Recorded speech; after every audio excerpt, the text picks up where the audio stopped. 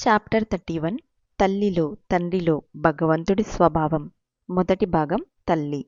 మొట్టమొదటి self realisation fellowship మందిరం, ఇన్సినిటస్, California. Mothers day, మే 11, 1941. ఈరోజు తమ పిల్లలను ప్రేమతో పెంచి పెద్ద చేసే పూజ్య మాతృమూర్తులందరికీ కృతజ్ఞతలు తెలుపుదాం. తల్లి తమ పట్ల చూపిన ప్రేమను పిల్లలు కనుక ప్రతిఫలింపచేయగలిగితే వాళ్ళు ప్రపంచంలోని పిల్లలందరి పట్ల అలాంటి ప్రేమనే చూపాలనే కోరికను అనుభూతి పొందుతారు. తల్లి ప్రేమతో పెరిగిన కొడుకులు, కూతుళ్ళు అందరూ తమను తాము ఆ తల్లి ప్రేమతో, బేషరతైన ప్రేమతో నింపుకొని ఇతరుల పట్ల అదే ప్రేమను వ్యక్తం చేయాలి. ఆ విధంగా వాళ్ళు ప్రపంచానికి శాంతితో కూడిన ఉపశమనాన్ని ఇస్తూ ఈ భూమి మీదకు స్వర్గాన్ని తీసుకురావాలి. గారాభంతో మనను పాడు చేయడానికి తల్లి ప్రేమను మనకు ఇవ్వలేదు, కానీ మన హృదయాలను మెత్తన చేయడానికి.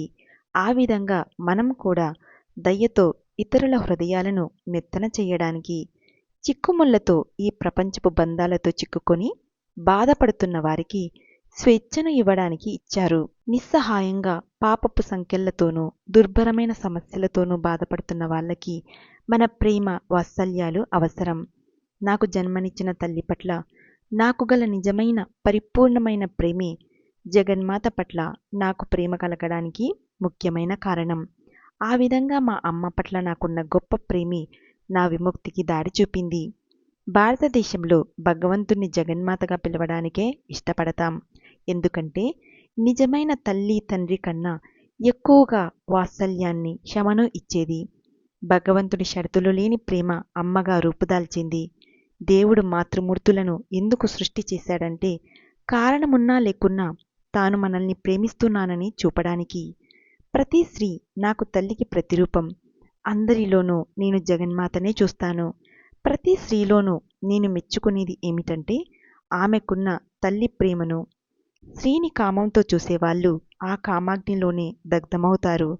కానీ ఆడవాళ్ళనందరినీ జగన్మాత ప్రతిరూపాలుగా చూసేవాళ్ళు వాళ్లలో తప్పకుండా పవిత్రతను చూస్తారు. భారతదేశంలో కొందరు దైవ సాక్షాత్కారం పొందిన గురువులు చేసినట్లుగా ప్రతి స్త్రీని మీరు మీ తల్లిలాగా చూడగలిగితే విశ్వప్రేమ మీ హృదయంలోకి వస్తుంది. ఒక గొప్ప మహాత్ముణ్ణి, ఆయన్ని అనుమానించే శిష్యులు పరీక్ష చేయాలని అనుకుని ఆయన దగ్గరికి కొంతమంది అందమైన వేశ్యలను పంపారు. ఆయన వెంటనే అదిరిపడి లేచి ఇలా రోదించాడు, జగన్మాత, ఈ రూపాల్లో నువ్వే నా దగ్గరకు వచ్చావు. మీ అందరికీ నేను ప్రణామం చేస్తున్నాను. ఆ వేశ్యలు సిగ్గుతో ఆయన కాళ్ళ మీద పడి క్షమాపణలు కోరారు. ఆ క్షణం నుంచి వాళ్ళు ఆధ్యాత్మికత వైపు మారారు. స్త్రీని జగన్మాత అంశగా చూసే ప్రతి వ్యక్తి మోక్షాన్ని పొందుతాడు. ఒక భర్త తన భార్యలో జగన్మాత శుద్ధమైన సౌందర్యాన్ని చూడాలి. భార్యను తల్లిగా చూస్తూ ఆమెలో అతడు అంతకుముందు కనుగొనని పవిత్రతా సారాన్ని కనుకొంటాడు. భగవంతుడు కనుక తమలో ఆ ప్రేమను నాటి ఉండకపోయినట్లయితే తల్లులు తమ పిల్లల్ని ఆ విధంగా ప్రేమించగలిగేవాళ్ళు కాదు. అయినప్పటికీ ఉపకరణానికి కూడా మనం మన్నన ఇవ్వాల్సిందే. ఎందుకంటే దివ్య ప్రేమ ప్రవాహం మాతృమూర్తి గుండా ప్రవహిస్తుంది. గొప్ప గురువులందరూ తమ తల్లుల పట్ల గొప్ప గౌరవం చూపారు. స్వామి శంకరులు తన తల్లి మరణించిన తరువాత కుటుంబ సభ్యులకు శ్రాద్ధకర్మలు చేయకూడదని సన్యాసులకు విధించిన నియమాలకు వ్యతిరేకంగా తన చేతుల నుంచి పుట్టించిన దివ్యాగ్నిలో ఆమె శరీరాన్ని తగులబెట్టారు. ఒక ఇంటిని మానవ రూపం దాల్చిన మాతృమూర్తిగా జగన్మాత తన ఉనికితో పావనం చేస్తుంది. అది మీరు గుర్తుపెట్టుకోవలసిన ఆలోచన కదూ. దాన్ని మరవకండి.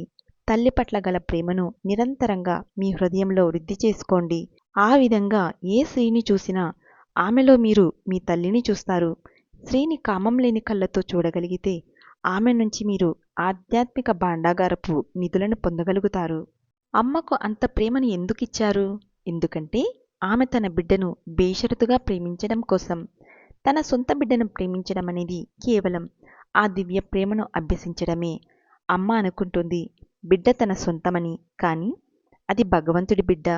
పరమాత్ముడి పిలుపు వినగానే బిడ్డ దూరం అవుతుంది.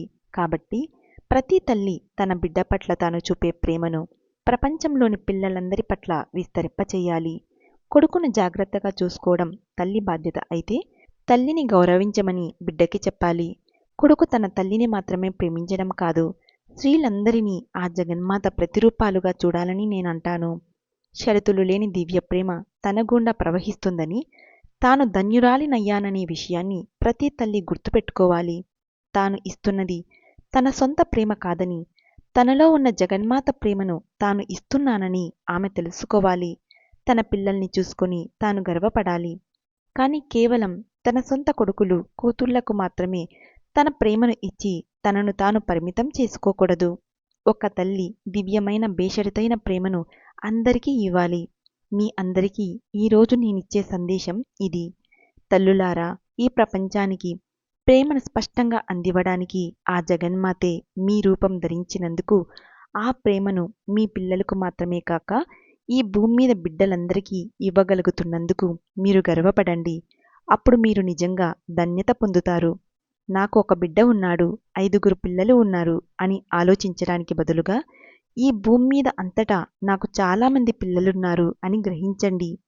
ఆ ఎరుకలో మీరు జగన్మాతతో ఏకమవుతారు. భగవంతుడి బిడ్డలందరినీ తన సొంతంగా చూసే తల్లి ఇక ఎంత మాత్రమూ మానవ మాతృమూర్తి కాదు, ఆమె జగన్మాతే అవుతుంది. మహాత్ములైన మహిళలందరూ ఇలాంటివారే.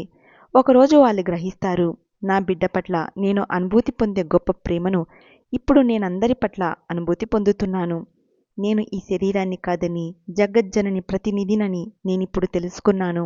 మీరేం చేయగలరో ఆలోచించండి. ఒక సాధారణ మహిళ నుంచి జగన్మాతగా అలా ఎందుకు కాకూడదు? జగన్మాత మిమ్మల్ని తన ప్రతిరూపంగా సృష్టించింది. ఆమె బిడ్డలందరిపైన ఆమె అపరిమితమైన ప్రేమను ప్రసాదించడం ద్వారా మీరు ఆమె ప్రతిబింబాన్ని విశదం చేయాలి. Thank you.